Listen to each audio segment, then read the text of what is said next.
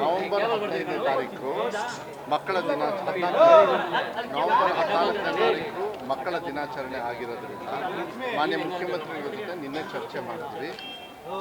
ನಿನ್ನೆ ಅಲ್ಲ ಮೊನ್ನೆ ಮಾಡಿದಾಗ ನಾನು ಫಾರ್ ದ ಫಸ್ಟ್ ಟೈಮ್, ಯಾಕೆಂದರೆ ಯೂಶಲಿ ಮಕ್ಕಳ ದಿನಾಚರಣೆಗೆ ಮಾನ್ಯ ಮುಖ್ಯಮಂತ್ರಿಗಳು ಪಾರ್ಟಿಸಿಪೇಟ್ ಕಾರ್ಯಕ್ರಮ ಇರೋದಿಲ್ಲ.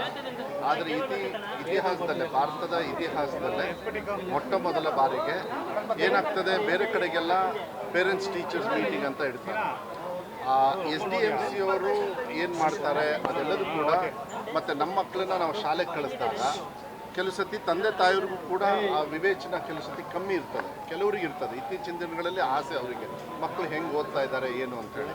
ಅದಕ್ಕೆ ಅವತ್ತು ನಾವು ಮೆಗಾ PTM ಅಂಥೇಳಿ ನಾವು ಮಾಡ್ತಾ ಇದ್ವಿ. ಅಂದರೆ 57 ಲಕ್ಷ ಸರ್ಕಾರಿ ಶಾಲೆ, ಅನುದಾನಿತ ಶಾಲೆ ಎರಡು ಶಾಲೆಯಲ್ಲೂ ಕೂಡ, ಬೇರೆಯವರಂತೂ ರೆಗ್ಯುಲರಾಗಿ ಮಾಡ್ತಾರೆ ಪ್ರೈವೇಟ್ ಶಾಲೆಯಲ್ಲಿ, ಯಾಕೆಂದರೆ ಅವ್ರಿಗೆ ಆ ಅನುಭವ ಮಾಡ್ಕೊಂಡು ಬಂದಿದ್ದಾರೆ.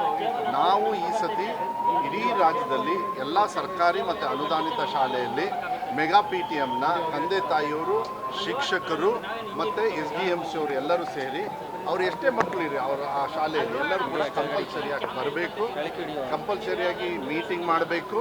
ಆ ಮೀಟಿಂಗ್ ಆದಮೇಲೆ ಎಲ್ಲರಿಗೂ ಕೂಡ ಊಟದ ವ್ಯವಸ್ಥೆಯಲ್ಲೂ ಕೂಡ, ಯಾಕೆಂದರೆ ಬಂದ ಮೇಲೆ ಅದನ್ನು ಆದಷ್ಟು ಅವರಿಗೆ ತೊಂದರೆ ಆಗಬಾರ್ದು, ಸಮಯನ ತಗೊಂಡು ಬರಬೇಕು. ಯಾಕೆಂದರೆ ಚರ್ಚೆ ಅಲ್ಲಿ ಮಾಡಿದಾಗ ಮತ್ತು ಸರ್ಕಾರದಲ್ಲಿ ಸಾಕಷ್ಟು ಸೌಲಭ್ಯಗಳನ್ನು ನಾವು ಕೊಡ್ತಾ ಇದ್ದೀವಿ. ಅದು ಎಷ್ಟೋ ಮಾಹಿತಿ ಕೆಲವು ಸತಿ ತಂದೆ ತಾಯಿಯವ್ರಿಗೆ ಇರೋದಿಲ್ಲ.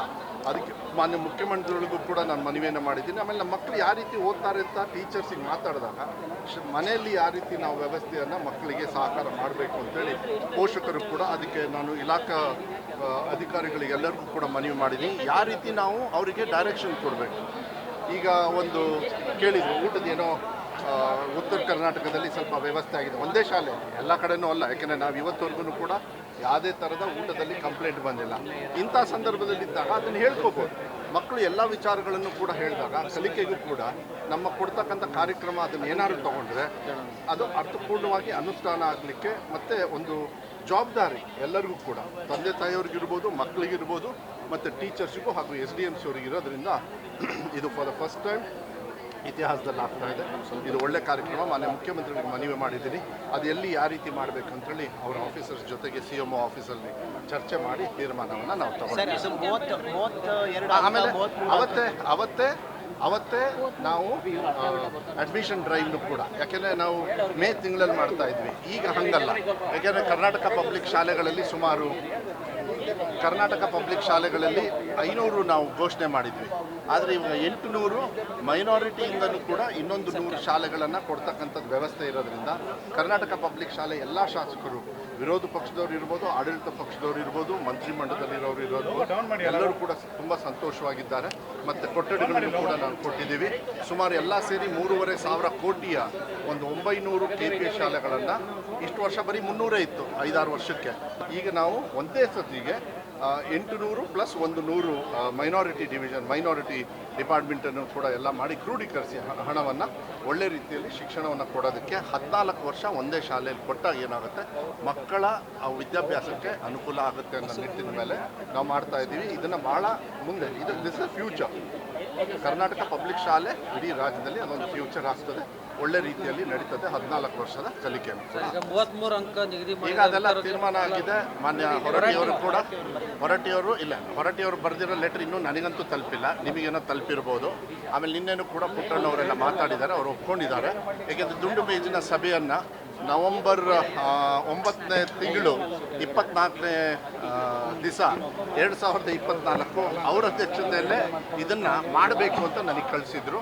ಅದು ಸ್ವಲ್ಪ ಅವರಲ್ಲಿ ಮಾಹಿತಿಯ ಕೊರತೆ ಮೇಲೆ ಆ ರೀತಿ ಆಗಿತ್ತು. ನಾನು ಕೂಡ ಇವತ್ತು ಮಾತಾಡಿದೆ, ಇಲ್ಲ ಕರೆಕ್ಟಾಗಿ ಆಗಿದೆ ಅದು ಮಾಡಿರೋದು ಒಳ್ಳೆಯದು ಅಂಥೇಳಿ. ಕನ್ನಡಿಗರಿಗೆ ಅವಕಾಶಗಳ ಹೆಚ್ಚು ಇನ್ಮೇಲೆ ಸಿಗ್ತಕ್ಕಂಥ ವ್ಯವಸ್ಥೆಯನ್ನು ನಾವು ಮಾಡಿದ್ದೀವಿ. ಯಾಕೆಂದರೆ ಚಿಕ್ಕ ಪುಟ್ಟ ಕೆಲಸಕ್ಕೆ ಸಿಗ್ತಾ ಇರಲಿಲ್ಲ, ಬೇರೆಯವರು ಬಂದು ಅದನ್ನ ಸಹಕಾರ ತಗೊಳ್ತಾ ಇದ್ದರು.